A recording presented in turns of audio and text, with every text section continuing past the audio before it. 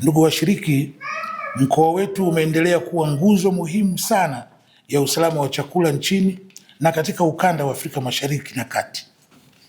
Hata hivyo, mafanikio ya uzalishaji yanapaswa kwenda sambamba na uwepo wa mfumo wa madhubuti wa masoko ili wakulima wetu waweze kuinua uchumi wao, uchumi wa mkoa na uchumi wa nchi yetu kwa ujumla. Hii safari tumeianza muda mrefu kidogo, lakini wanasema hivi, ukiwa unafanya kitu chako kwa uhakika ni vizuri ukawa makini zaidi. Kwa sisi tunaamini kabisa huu ndio wakati mwafaka ambao umefika wa sisi kuwepo hapa ndani ya mkoa wa Rukwa, ambao utakuwa ni mkoa wa kwanza na ambao tunaingia nao kwa mguu wa kwanza, kwa sababu tunaamini haya mabadiliko tunayoyaleta kwenye mazao yetu mbalimbali, na sasa tumeingia kwa mguu wa zao la mahindi, ni mabadiliko ambayo yataendelea kufanyika na mikoa mingine mbalimbali. Kwa hiyo imefika wakati sasa wakulima na wadau wote na wafanyabiashara ambao wako kwenye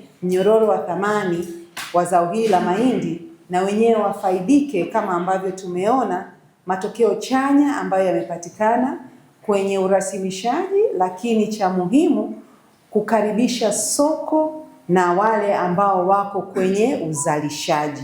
Basi ninashukuru kwa huu mfumo ambao COPRA wamekuja nao kwenye zao la mahindi. Kwa hiyo nafikiri sasa hii ndio itakuwa mwarobaini kwa wakulima. Tutapata bei ambayo ni sahihi, tutapata vipimo ambavyo ni sahihi, tofauti na vile ilivyokuwa mwanzo. Miaka ya nyuma wakulima walikuwa wanauza kwenye vipimo ambavyo sio rasmi na wanaliwa bei. Gharama za uzalishaji ni kubwa zaidi kuliko bei ambayo ipo sasa, na soko lilivyo, angalau tungeuza hata kuanzia bei iwe hata 700 kwa kilo. Kwa kweli tunapongeza serikali kwa mfumo ulioleta huu. Tukienda kuungana pamoja na tukiwa pamoja, nafikiri kwa bei tutauza vizuri.